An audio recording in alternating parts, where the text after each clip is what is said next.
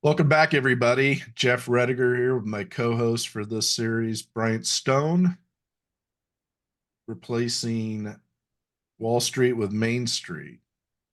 Catch our previous episodes on various podcast channels, YouTube, and social media. This series is dedicated to the informed Fed. So welcome back, Bryant. Hey Jeff, how we doing, man? How's everything? Good, good. As we're going through this book, I think this applies to not only federal employees, but everybody can take some tips away. I'm extremely interested in this chapter because I think it plays into the philosophy I've always had, the holistic viewpoint of your finances, especially with the federal market, which is where you specialize. Tell us a little bit about what it means to be taking a new perspective on learning. Chapter 2 in the book, The Informed Fed. Sure, yeah. So with this chapter, there's a lot of things that get brought to the table here, but I guess to kind of summarize it, the biggest thing is that we want the federal employee to understand a couple things. Number one is that in order to learn your benefits and not only your benefits, but Jeff, this comes with any facet of life, right? Like if you are going to go purchase a new car or you're going to purchase a home, you really need to educate yourself about the process, right? And what we want the federal employee to understand is that your benefits that you have with the government, they are a little bit convoluted. They are a little bit difficult to understand if you don't take the time to actually educate yourself.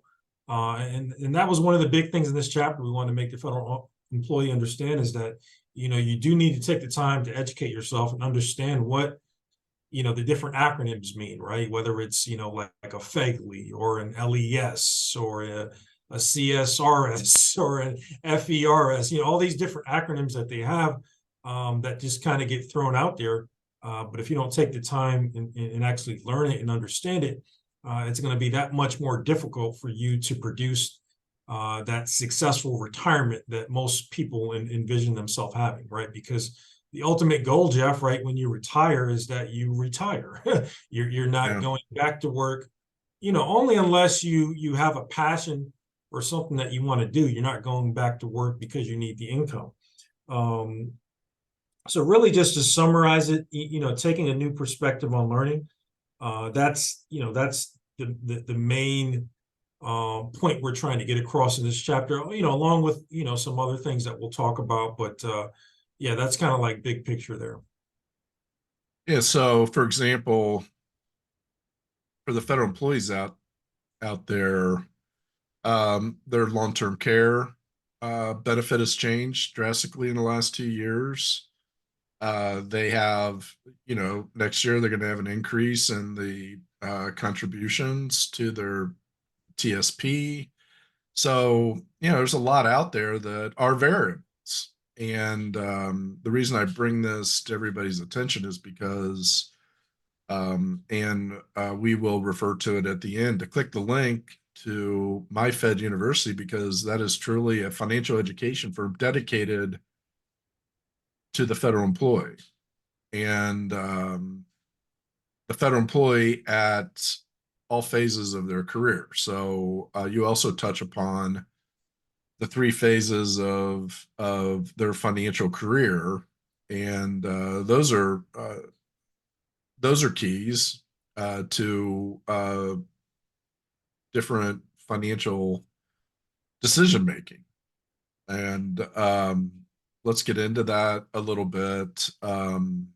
Let's talk about that. So the accumulation phase, and I know you deal with um, all three of these phases in your practice. So, what are some of the keys to those that are with, say those that are either just starting or within the first 10 years of their career?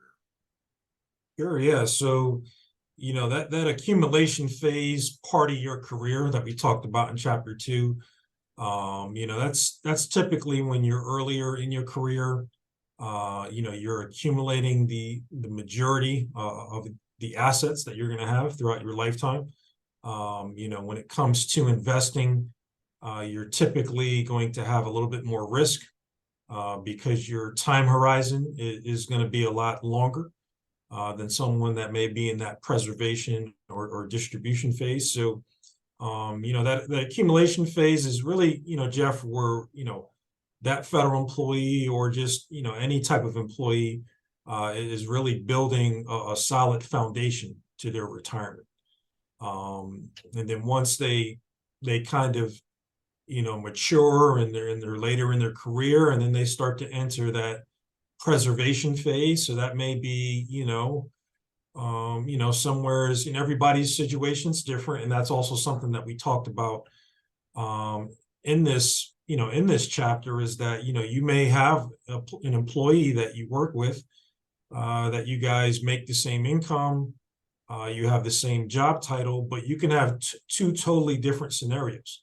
And we really try to caution in this chapter, and when I'm talking to my clients, of really just taking that, quote unquote water cooler advice, right, from your coworker who, who seems, to have it all together, and, is definitely has good intentions, but, their situation's not particularly yours. Everybody's situation is different. So the preservation phase, we're speaking in generalities here, but typically it's, somewhere in between 5 to 10 years away from retirement. And now you're starting to, scale back that risk that you do have in your, your retirement assets. And you're really just, trying to hence preserve what you do have. So that money, can last you throughout your lifetime. And once again, everybody's situation is different. And then lastly, Jeff, we talk about people transitioning into that distribution phase. And this is probably the most, I wouldn't say the most important. I mean, they're really all extremely important, but and it probably all hold equal weight. But, that distribution phase is now you are retired, right? Now it's like, okay, how can I make these assets that I've accumulated, I've preserved, how can I have them, distributed throughout my lifetime where it lasts me for as long as I live and I don't run out of money, which is the number one fear and concern of any, person approaching retirement. So, those are the three phases that we kind of touch on in this chapter, and we'll dive deeper into it in the book. And I always, when I'm working and talking with my clients, Jeff, it's something that we're whatever phase that they're in, we're talking about that current phase, and then also, what it looks like entering that next phase. Yeah, so the distribution phase is where a lot of mistakes are made, and it gets back to chapter 2 in the philosophy of what you just stated, that you better make sure you're working with the right advisor, because all the years of accumulation, then you get to preservation, then the distribution phase. From our perspective, we see now you're making decisions in a short timeline. You had all these years to prepare. Now it's like, oh, I think I'm going to retire. Correct me if I'm wrong, but there's hundreds of Social Security options for income, right? Yeah, Uh, there's a multitude of ways you can collect it. and then people make that decision a lot of times separate from how to take their pension, when and how, what option to take on their pension, and then like for most of you out there, your thrift savings plan, which is going to be a majority of their retirement, and the taxes, the taxation of that. So these are all in of themselves a huge decision. So you have to have somebody who understands your benefits, and that's where the variables come in, correct? Yeah, I mean it's a game changer. And I think I talked about it in our last podcast, is where when you do have to make sure that whoever you're working with understands your benefits. Absolutely. Obviously, we're on this podcast today. That's our niche market.